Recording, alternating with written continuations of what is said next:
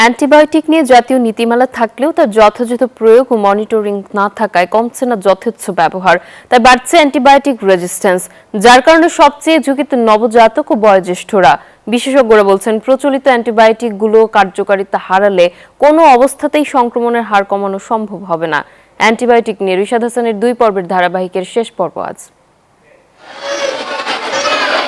বাংলাদেশ শিশু হাসপাতাল ও ইনস্টিটিউট।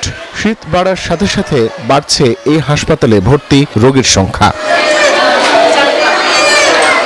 এদের মধ্যে অধিকাংশই এসেছেন নিউমোনিয়া সহ নানা সংক্রমণ নিয়ে। আইসিডিডিআরবির গবেষণা বলছে, নিউমোনিয়ার জন্য দায়ী জীবাণুর বিরুদ্ধে কার্যকর হচ্ছে না বাজারে প্রচলিত 80% অ্যান্টিবায়োটিক। বয়স্কদের পাশাপাশি অ্যান্টিবায়োটিক রেজিস্ট্যান্স ঝুঁকিতে আছে নবজাতকরাও।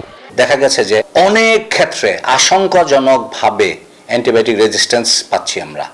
ফলে কি হচ্ছে, একটা নিউমোনিয়া রোগী, একটা সেপ্টিসেমিয়া রোগী, একটা মেনিনজাইটিস রোগীর বাচ্চা ভালো হচ্ছে না। অ্যান্টিবায়োটিক দিচ্ছি, দামি অ্যান্টিবায়োটিক দিচ্ছি, লাস্ট অ্যান্টিবায়োটিক পর্যন্ত যাচ্ছে, কাজ হচ্ছে না।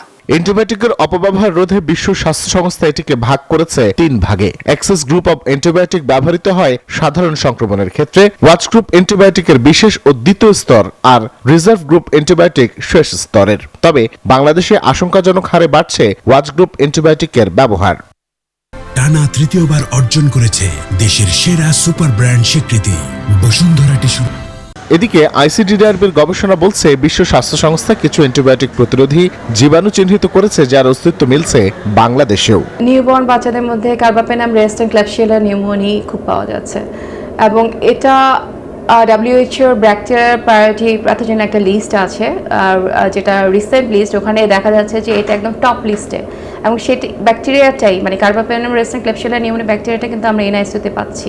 ফার্মেসিতে প্রেসক্রিপশন ছাড়াই অ্যান্টিবায়োটিক কেনার সুযোগ এবং সাধারণ সংক্রমণে অ্যান্টিবায়োটিক সেবনের পরামর্শ সমস্যাটিকে আরও জটিল করছে। এছাড়া দেশে অ্যান্টিবায়োটিক নিয়ে নীতিমালা থাকলেও মনিটরিং না থাকায় তা কাজে আসছে না। পরিপূর্ণ গাইডলাইন থাকতে হবে, এবং সেই গাইডলাইনটা অনুসরণ করছে কিনা তার উপরে তীব্র নজরদারি থাকতে হবে। যারা দায়বদ্ধ তাদেরকে জবাবদিহিতার আওতায় আনা, এবং যারা অ্যান্টিবায়োটিক লিখার বা প্রেসক্রাইব করার উপযুক্ত না, তারা যদি করে থাকে তাদেরকে সরাসরি আইনের হাতে সোপর্দ করা। এই বিষয়গুলো না করলে কিন্তু আমরা এই অ্যান্টিবায়োটিক রেজিস্ট্যান্সের যে দুর্গম পথে দেশ যাচ্ছে, সেখান থেকে আমরা রক্ষা পাবো না।